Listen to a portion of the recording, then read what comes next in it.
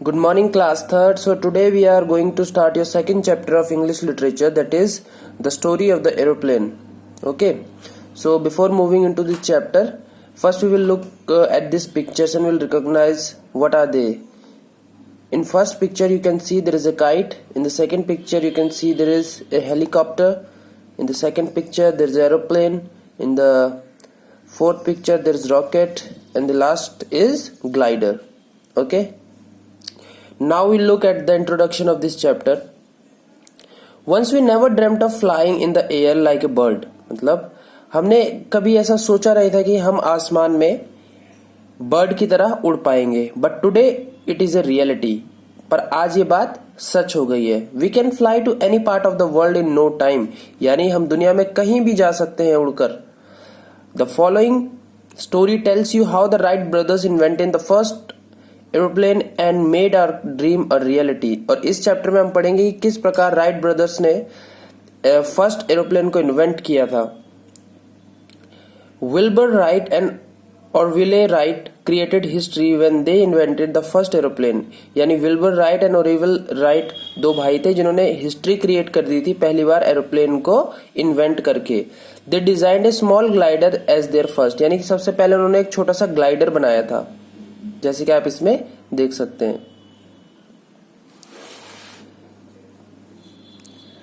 It was flown as a kite. वो कैसे उड़ता था? एक काइट की तरह उड़ता था. They arched the tips of the glider wing slightly to control its balance and movement.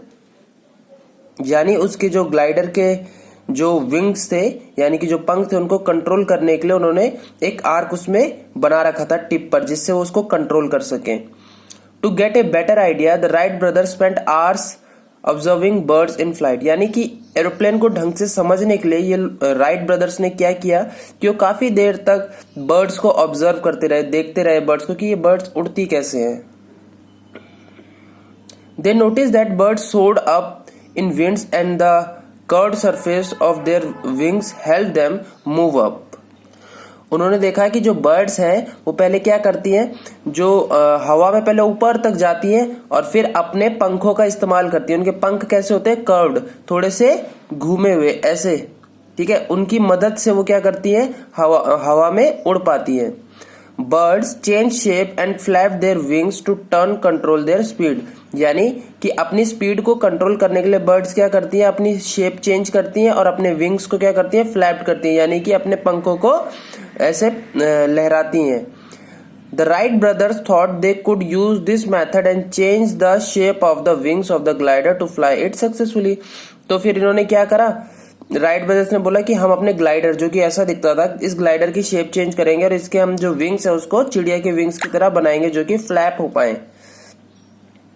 Okay. Over the next 3 years, the Wright brothers designed many gliders that were flown unnamed or by pilots, unmanned or by pilots. यानी कि 3 साल तक right brothers ने खूब सारे gliders बनाए जो कि कभी अनमैन्ड थे तो कभी पायलट्स द्वारा थे. मतलब कभी ऐसे ग्लाइडर बनाए कि जो बिना आदमी के उड़ते थे और कभी ऐसे ग्लाइडर बनाए जो पायलट के साथ ही उड़ते थे. They realise the controlling the aircraft would be the most difficult problem. तो उनको क्या महसूस हुआ कि एयरक्राफ्ट को सबसे डिफिकल्ट चीज क्या है? उसको कंट्रोल करना. But they were not afraid of failures. After a successful glider test they built and tested a big full size glider at Kitty Hawk in North Carolina. उन्होंने क्या करा कि वो अपनी फेलियर से कभी भी घबराए नहीं. अपनी फेलियर से कभी घबराए नहीं. उनको कभी ये नहीं लगा कि अगर हम फेल हो जाएंगे तो फिर हम इस काम को नहीं करेंगे. After a successful glider test, यानी कि एक ग्लाइडर का इन्होंने टेस्ट किया जिसमें सक्सेसफुल रहे. They built and tested a big full size glider at Kitty Hawk. यानी कि फिर इस सक्सेसफुल होने के बाद उन्होंने एक बड़ा सा ग्लाइडर बनाया किटी हॉक में, जो कि कहाँ है? नॉर्थ कैरोलिना में.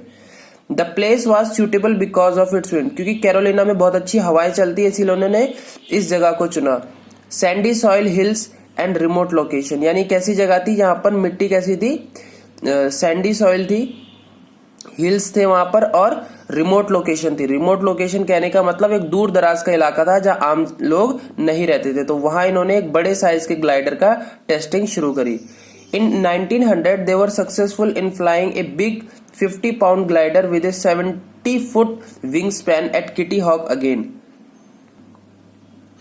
1900 में वो सक्सेसफुली उन्होंने एक बहुत बड़ा ग्लाइडर को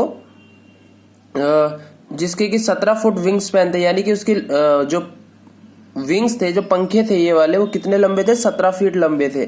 ठीक है, उसको उन्होंने वहां पर किटी हॉक, जो कि कैरोलिना में एक जगह है, वहां सक्सेसफुली उड़ा दिया। Both as unmanned and pilot flights, यानी कि दोनों तरीके से उड़ाया, एक बार पायलट के साथ और एक बार पायलट के बिना। In fact it was the first glider having a pilot, यानी कि ये एक पहला ग्लाइडर था जिसमें एक पायलट भी था।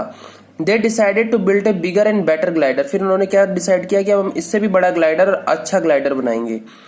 There thrill and excitement could not be expressed in words, यानी कि जो उनके अंदर एक्साइटमेंट था, थ्रिल था, उत्साह था, उसको हम वर्ड्स में डिस्क्राइब नहीं कर सकते, क्योंकि वो लगातार काम करते जा रहे थे। उन्होंने एक के बाद एक ग्लाइडर बनाया, तो हम समझ सकते हैं कि उनके अंदर ग्लाइडर या फिर एरोप्लेन बनाने का कितना ज्यादा उत्साह था। In 1901 the Wright brothers flew the biggest glider ever flown, यानी कि 1901 में राइट ब्रदर्स, यानी कि जो दो भाई हैं जिनका सरनेम है right brothers, flew the biggest glider ever phloem, यानी कि उन्होंने सबसे बड़ा ग्लाइडर उड़ाया जो इससे पहले कभी नहीं उड़ाया गया था। इट वेड 100 पाउंड्स, यानी कि उस ग्लाइडर का वजन कितना था? 100 pounds. But many problem occurred, लेकिन उसको उड़ाने में इनको काफी प्रॉब्लम्स आई। The wings could not lift it high enough and sometimes the airplane spinned out of control, यानी कि जो उसके पंख थे वो उस ग्लाइडर को ज्यादा हवा में नहीं ले जा सके। ठीक है, sometime the airplane spinned out of control, कभी कभी जो एरोप्लेन था वो अपने कंट्रोल से बाहर चला जाता था। They were extremely disappointed but they soon overcame it, यानी कि इस काम से, इस ग्लाइडर को उड़ाने के बाद राइट ब्रदर डिसअपॉइंट हो गई कि भाई हमने इतना बड़ा एरोप्लेन बनाया और वो आउट ऑफ कंट्रोल था, लेकिन फिर भी उन्होंने इसको ओवरकम करके अपना काम जारी रखा। The love for adventure help them move on, यानी उनका जो एडवेंचर के प्रति लव था उसने इनको आगे बढ़ने की सहायता दी। यानी कि जो आपके राइट ब्रदर्स हैं वो एडवेंचरस थे, यानी उनको एडवेंचर्स पसंद थे, इसीलिए उन्होंने इस हार को अपनी नजरअंदाज करते हुए आगे बढ़ गए। Later they decided to build a new and improved glider with a tail to make it stable and a wing span of 32 feet, यानी कि फिर उन्होंने क्या करा, एक और ग्लाइडर बनाया। ठीक है, इस ग्लाइडर में अब की बार उन्होंने क्या रखी है? टेल रखी हुई है। टेल यानी पूंछ, जैसे कि इनका ग्लाइडर बनेगा, ये अगर ग्लाइडर बना रहे हैं ऐसे करके, तो ये पीछे की तरफ इसकी एक ऐसे पूंछ भी इन्होंने रख दी। ठीक है, तो इस प्रकार का इन्होंने अब की बार बनाया। अब की बार इसके फीट, ये जो विंग स्पैन है यानी कि जो इसके पंख है, कितने के रखे हैं? 32 फीट के रखे हुए। In 1902 the Wright brothers flew the glider many times, यानी 1902 में उन्होंने काफी बार ग्लाइडर्स को उड़ाया। The movable tail of the glider help to balance the craft, यानी कि ये जो इनकी टेल इसने लगाई थी अब की बार, ये टेल आगे और पीछे ऐसे ऐसे हिल सकती थी, जिसकी वजह से उनको ग्लाइडर को कंट्रोल करने में काफी मदद मिली। They were happy to be successful, अब वो सक्सेसफुल हो गए और काफी खुश थे, क्योंकि उनका मेन दिक्कत यही आ रही थी कि उनका जो ग्लाइडर था वो हवा में जाके कंट्रोल नहीं हो पाता था। Next they decided to build a motor powered aircraft, यानी कि अब उन्होंने क्या सोचा है कि अब हम एक ऐसा एयरक्राफ्ट बनाएंगे जो मोटर से चलता हो। ठीक है, अभी तक की जितनी भी चीजें थी वो सिर्फ हवा की मदद से उड़ा रहे थे, लेकिन अब वो मोटर पावर्ड एयरक्राफ्ट बनाने का प्रयास कर रहे थे। They designed a motor and a new aircraft, यानी कि उन्होंने एक मोटर को डिजाइन किया और एक नया एयरक्राफ्ट को डिजाइन किया। द एयरक्राफ्ट वेट 700 पाउंड्स, अब एयरक्राफ्ट का वजन कितना रखा उन्होंने? 700 pounds, and was called the flyer, और उसको क्या कहा गया? फ्लायर, यानी अब इन्होंने जो एयरक्राफ्ट बनाया 700 पाउंड का, उसका नाम है फ्लायर।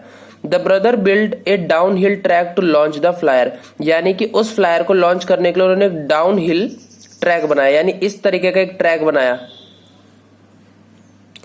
यहां पर उसको उड़ाने के लिए उन्होंने एक ट्रैक बनाया। ठीक है, फ्लायर को। This help the aircraft to gain a good air speed to fly, यानी कि इसकी मदद से क्या हुआ कि एयरप्लान जो उन्होंने एयरक्राफ्ट बनाया था उसको उड़ने में काफी ज्यादा स्पीड मिलेगी। ठीक है, जिसके कारण वो उड़ पाए। After 2 attempt to fly the machine, one of the which was almost a small crash, यानी कि उन्होंने 2 अटेम्प्ट किए। ठीक है, उनमें से एक बार छोटा सा क्रैश हो गया। Orville Wright took the flyer for a 12 second flight on a 17 December 1903, यानी कि जब इन्होंने पहले 2 बार ट्राई किया इसको उड़ाने का, एक बार छोटा सा क्रैश हो गया, लेकिन दूसरी बार वो उड़ा और ओलिवर राइट ने उसको 12 सेकंड तक उड़ाया। ठीक है, कब? 17 दिसंबर 1903 को। It was the first successful powered flight, यानी कि ये हमारी हिस्ट्री में सबसे पहली पावर्ड फ्लाइट थी। पावर्ड फ्लाइट का मतलब ऐसी फ्लाइट, ऐसी उड़ान जो कि मशीन से चल रही थी, पावर से चल रही थी। ठीक है, in history in 1904 the flight lasted more than 5 minutes. और फिर जब 1904 में उन्होंने यही सेम टेस्ट किया तो अब की बार उनकी जो फ्लाइट थी वो हवा में कितने देर रही? 5 मिनट रही। The flyer was flown by Wilbur Wright, और ये फ्लायर किसने उड़ाया? विल्बर राइट ने। तो students, your chapter is over now. ठीक है, हमने इस चैप्टर में राइट ब्रदर्स के बारे में पढ़ा, Orville Wright and Wilbur Wright. इन दोनों ने मिलकर किस प्रकार से एरोप्लेन को इन्वेंट किया, जिसकी मदद से कि आज हम पूरी दुनिया में इधर से उधर घूम सकते हैं। ठीक है, so for the better understanding of this chapter I suggest you must go through this chapter on your own at once. ठीक है, एक बार आप इस चैप्टर को अपने आप से खुद पढ़ेंगे, then we will look at the difficult questions and the word meaning of and the question answers of this chapter. ठीक है students, we will meet in the next session with the new chapter. Thank you students.